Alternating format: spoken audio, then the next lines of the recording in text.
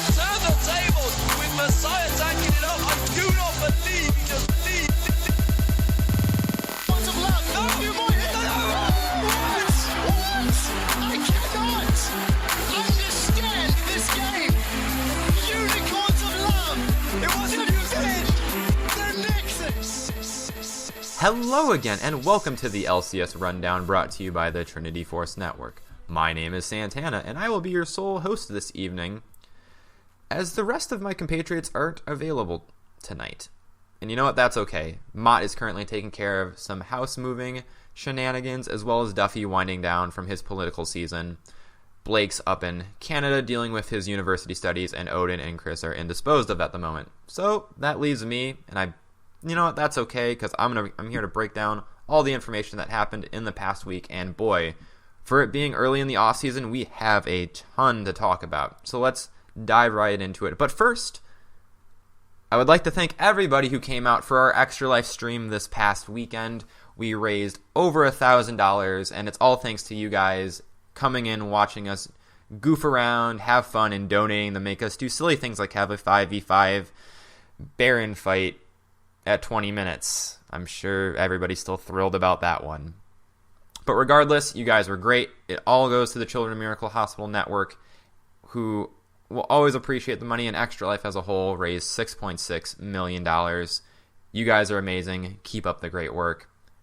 But now for some LCS news, as I'm sure you've all been waiting for. Let's start with the big one. Doublelift is now on hiatus, at least through the spring split of 2017, possibly through, the rest of his career. He has now stated that he is burning out a little bit and wants to take back and really take care of himself. He cited that he's really never seen a doctor about anything, never had regular physical checkups, and really he's just looking out for himself at this point. He wants to make sure he can build his brand up. So when he's done being a player, he has something else outside of League. He's going to be streaming more, get on a consistent schedule, and really explore his other options besides being the AD carry for TSM. Speaking of which, that's the question now, is who's going to fill in for Doublelift? The team has said that they're going to be looking at all options, and when they get to Summer Split, if Doublelift does want to come back, he is going to have to compete for that spot that it is not guaranteed.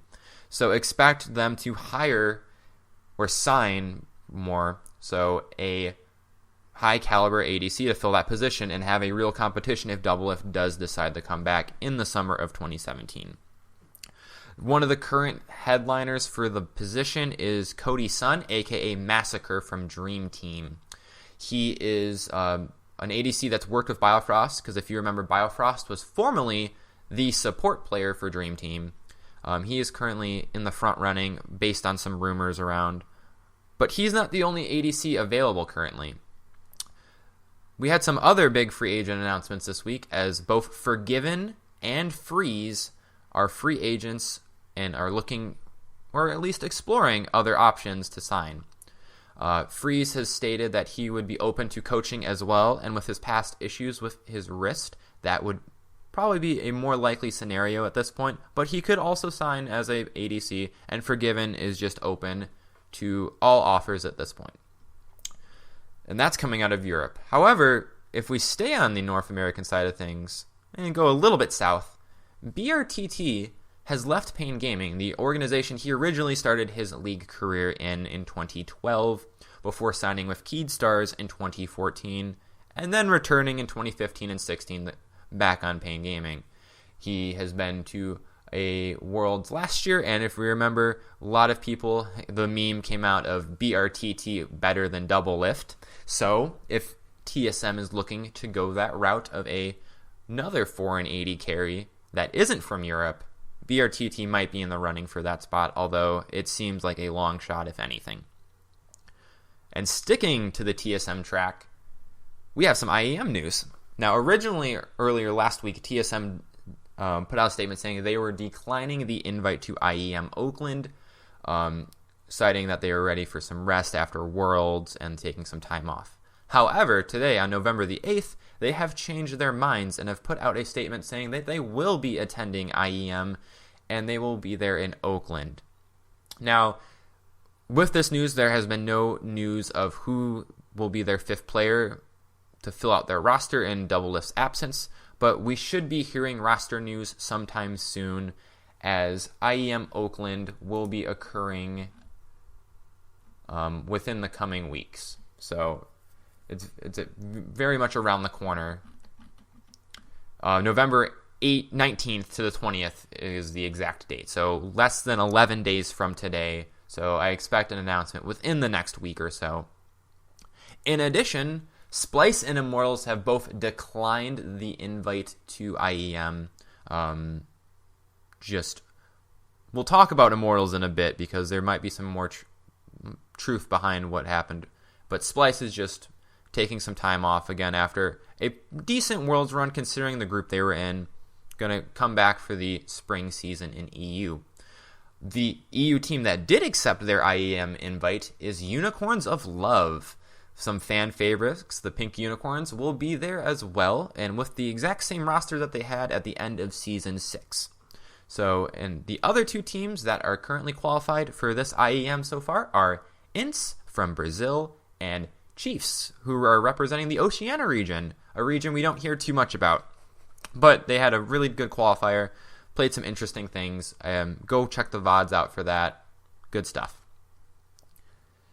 Moving on, we have some more roster news, as Origin Gaming has let Amazing and Soaz leave the team, and they have chosen not to re-sign. The official statement put out here by Origin is, with a heavy heart, we announce that Paul Soaz-Boyer and Maurice Amazing Stuckenschneider will no longer be playing with Origin as of today. It is a great upset to see these two iconic players depart, who in Season 5 were part of an Origin team that was an unstoppable force. Starting off in Challenger Series and reaching the semifinals of the World Championship, where we finally encountered an immovable object that was something that will always remain in Origin's history. Together, we endured many setbacks, but also claimed great victories. We give our most sincere thanks to Soaz and Amazing for giving their very best, no matter the circumstances. In addition, Origin has also brought back Leduc, their former coach, and Arnea has left the coaching role. And they've also put out a statement saying that Leduc joining the team had no bearing on whether Soaz or Amazing were leaving. So again, there is a fairly high-caliber top laner available now, and a decent jungler available, who, by the way, Amazing, for those you don't remember, is considered an NA resident from 2014 when players were able to declare what region they were in before we really got region locked down again. So Amazing is considered a North American player. If he was to go to, say, North America, he would not be taking up an import slot. And that's still not the end of all of the roster rumors that we have. We had, earlier in the week, Piglet's Twitter was hacked. And I'm just going to take a brief aside here really quick and say, guys, it's not that hard. Two-factor authorization whenever you can, so things like this don't happen. Please use LastPass, all those other programs. There's plenty of apps out there for that, so you don't have things like this happen, or even worse, have bank account information, private personal information, all that kind of stuff available to these people. But for us, this gives us a little more talking room about the offseason, as we got some juicy rumors here. According to the hacked Twitter leaks, Dardoch will be joining TL again, but Reignover also could be joining Team Liquid. And if Reignover joins, Dardoch will be switching to ADC. Everyone from Immortals apparently will be going to a new team. Huni and Reignover could be returning to Fnatic, but with a new mid laner. And Huni also wants to role swap to mid next season. Polebelter might be a mid laner for Team Liquid. It all depends on Reignover and Team Liquid's bot lane. Smeb and Reignover would have joined Team Liquid if it wasn't for the article by ESPN. And for those not aware, ESPN put out Jacob Wolf put out an article stating that Smeb was interested in pursuing a North American team for the next season, specifically Team Liquid. I don't know how much bearing that had on that, but that's the rumor.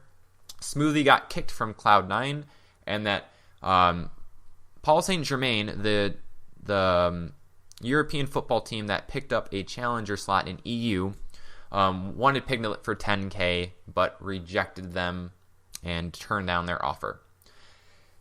Now, there's a lot here to digest. I think the biggest thing is if we look that Immortals has declined their IEM invite, and that from the leak here, Immortals is going to have all new players next year. Even if that's not completely true and only some of them are leaving, that makes that Immortals not attending IEM make a little more sense. A lot of this sounds pretty far out. For example, Dardoch switching to ADC if Reignover and him are on the same team. Huni transitioning to mid. A lot of this is interesting to think about, but again, this is just a hacked Twitter leak. We have no true information on whether or not the validity of these statements have any bearing. So stick with us with the forthcoming weeks. I'm sure we'll get some more information about some of these moves, if any of them are true. But moving on, again with some more Team Liquid news. They dropped their hour and about 40-minute documentary called Breaking Point, highlighting their season-end struggles, conflicts within the team.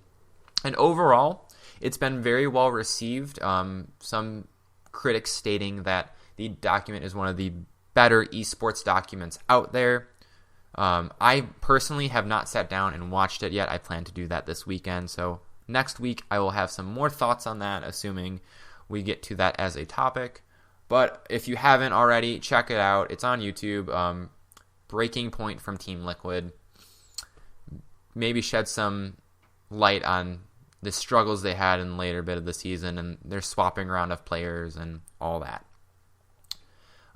We have some Riot news. An ESPN article stated that Riot is going to finally mandate that all teams participating in the NA and EU Championship Series will be required to offer their players employee benefits. So what this is going to include is healthcare, retirement plans, 401k, all this kind of stuff that really hasn't been in the industry because a lot of the players, the teams have signed them as independent contractors. So by doing so, they're not required to give them any benefits. Currently, there are only 6 teams out of NA and EU that employ their players as employees, and that would be Cloud9, H2K, Immortals, Team Liquid, Team Solo Mid, and Unicorns of Love, all of which have had fairly good success in their endeavors in the LCS so far.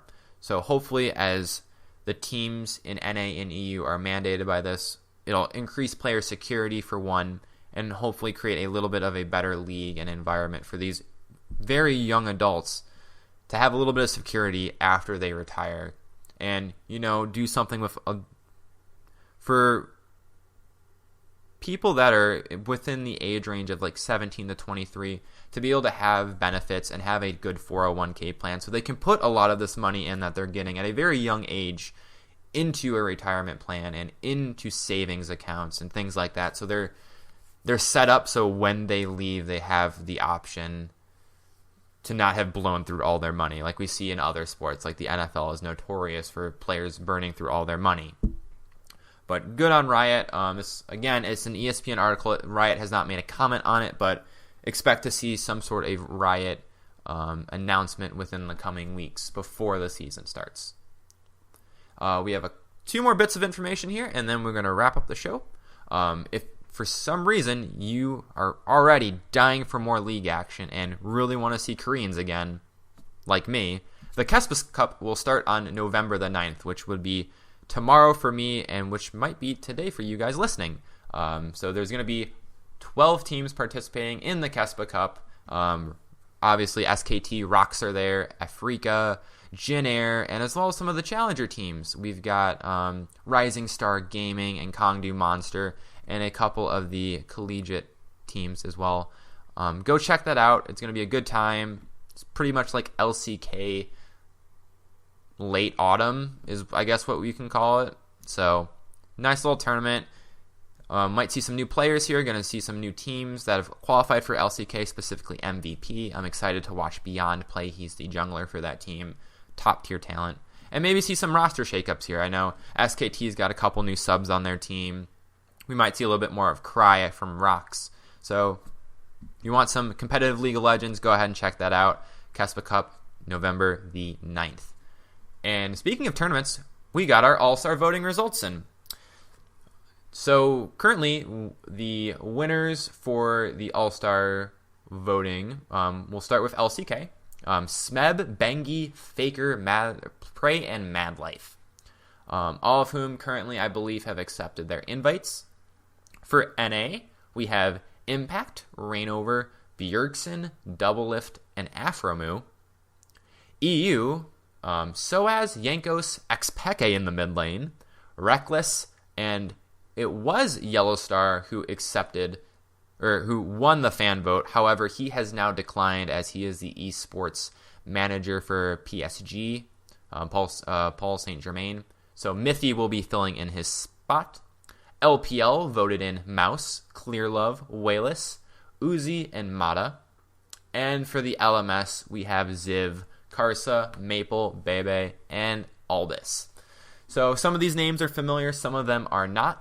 For example, LPL Wayless, you might have remembered him as God V, or as some people have memed, Gold V from Worlds after his poor performance with LGD Gaming. Uzi Mata, everybody knows them. Madlife CJ. The LMS players, most of you are familiar with them after some of their Worlds play. So those are going to be our All-Star rosters. And again, All-Stars was never going to be the best players in each role. It was going to be the most popular players in each role, as well as teams limited to 2 players per roster. So there wasn't going to be the whole 5-player TSM Mott Dream. But we were going to have Fnatic 2014 plus Yankos, but unfortunately Yellowstar will not be there. So I'm super excited to see All-Stars. It's always a fun event. Riot does some really neat things, bringing back old players and having some little 1v1s in the tournament. So look forward to that. I believe, if I can figure out where I put that, All-Stars 2016 LOL, figure out when the date is. All-Stars.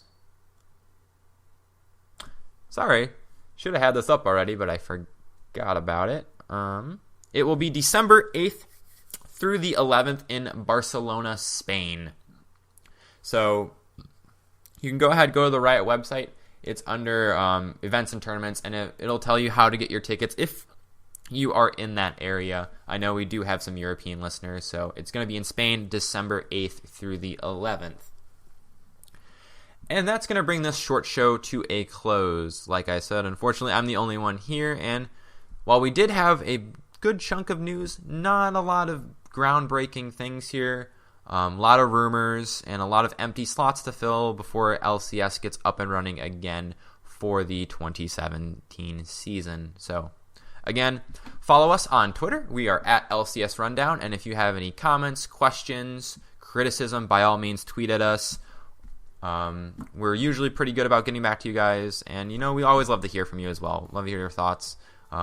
Everybody chipping in during Worlds, really good to see. And yeah, that's going to close out our show for the night, so please enjoy the rest of your evening, day, or whenever you're listening to this, and we'll see you next week. Bye now.